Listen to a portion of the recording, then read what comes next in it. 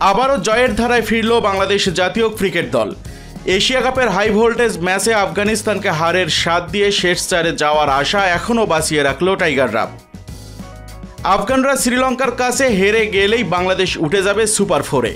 এমনকি আফগানদের কাছে শ্রীলঙ্কা হারলেও আশা কিছুটা থাকবে রান রেটের হিসেব নিকেশে। এদিন টসে জিতে প্রথমে ব্যাটিংয়ের সিদ্ধান্ত নেন লিটন কুমার দাস। সাইফকে নিয়ে ওপেনিংয়ে নেমে তামিম ছিলেন সাবলীল। সমালোচনা ধুয়ে মুছে সাফ করে খেলেছিলেন মারকুটে মেজাজে। তবে সাইফ ছিলেন নড়বড়ে। 4 ছক্কা সব হাঁকিয়েও 28 বলে মাত্র 30 রান করে ফেরেন সাজঘরে। সেই ক্ষতি পোষাতে নেমে অধিনায়ক লিটন দাসও সুবিধা করতে পারেননি। 11 বলে করেন 9 রান। 4 নম্বরে নেমে চেষ্টা করেন তাওহিদ হৃদয়, যাকে একাদশে রাখা নিয়ে অনেকেই ছিলেন অসন্তোষ। 28 বলে অর্ধশতকের পর 31 বলে 52 রান করা তামিম 4টি 4 এবং 3টি ছক্কা হাঁকিয়ে বিদায় নিলে সাহসী সিদ্ধান্ত নেয় টিম ম্যানেজমেন্ট। ক্রিজে পাঠানো হয় শামীম হোসেন পাটোয়ারিকে। তবে শামীম হোসেন রশিদ খানের শিকার হয়ে থামেন 11 বলে 11 রান করে। অনেকটা গর্জে ওঠার আগেই উইকেটের পতন। রিভিউ নিয়েও লাভ হয়নি। হুট করে ম্যাচের নিয়ন্ত্রণ যেন চলে আসে আফগানদের হাতে। শুরুর সেই ছন্দ আর শেষ দিকে ধরে রাখতে পারেনি বাংলাদেশ।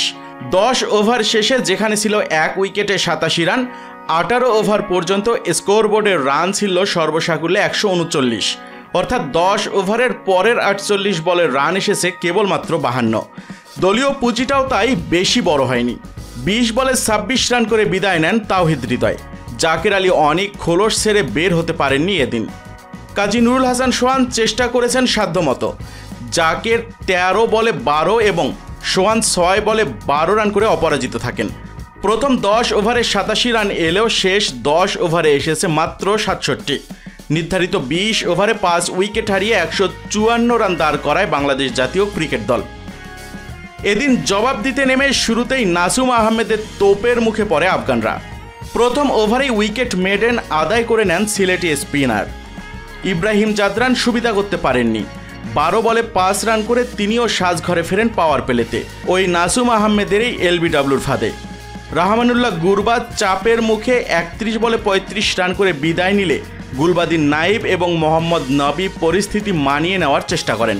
আফগানরা ম্যাচে ফেরে 16 বলে উমর জাইয়ের গড়া 30 রানের ইনিংসে।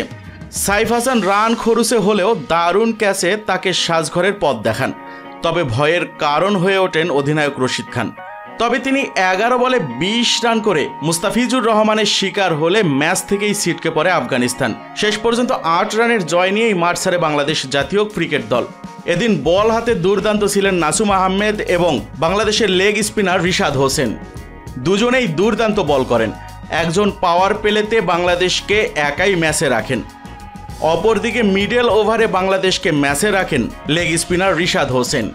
নাসুম আহমেদ 4 ওভার বল করে মাত্র 11 রানে খরচ করেন, যেখানে 1 মিডেনে 2 উইকেট শিকার করেন তিনি।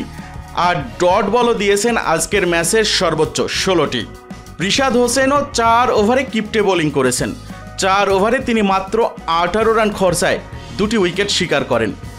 মুস্তাফিজুর রহমান 4 ওভারে 28 রান খরচ করলেও সর্বোচ্চ 3টি উইকেট শিকার করেন। আর তাসকিন আহমেদ লাস্ট ওভারে একদমই ইডিয়েটের মতো বোলিং করেছেন, যেখানে 4 ওভারে 34 রান খরচায় 2টি উইকেট শিকার করেন তিনি।